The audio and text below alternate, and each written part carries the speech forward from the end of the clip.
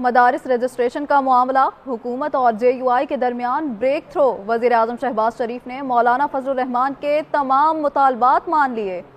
मदारिस registration bill का मामला, हुकूमत ने सरबराह जमीयत उलमा इस्लाम मौलाना फजलुर रहमान के तमाम मुतालबात मान लिए। मदारिस के हवाले से इत्तेहाद तंजीमात मदारिस का मौक़िफ़ मान लिया गया। अब इत्तेहाद तंजीमात मदारिस सोसाइटी एक्ट के तहत रजिस्टर्ड किए जाएंगे। वज़ीर आज़म की मौलाना फजलुर रहमान के साथ मुलाकात में मामला तय पा गए थे। ज़राए का कहना है कि हुकूमत ने इत्तेहाद तंजीमुल मदारिस दीनिया के तमाम मुतालबात तस्लीम कर लिए। मदारिस की रजिस्ट्रेशन सोसाइटीज रजिस्ट्रेशन एक्ट 1860 के तहत ही करने की यकीन दहानी करवाई गई है। इसी तरह 26वीं आईनी तरमीम की रोशनी में पास किए गए मुसव्विदे पर नोटिफिकेशन चंद रोज में होगा। ज़राए ने बताया कि ब्रेक थ्रू मौलाना फजलुर रहमान की वज़ीर आज़म के साथ मुलाकात के दौरान हुआ।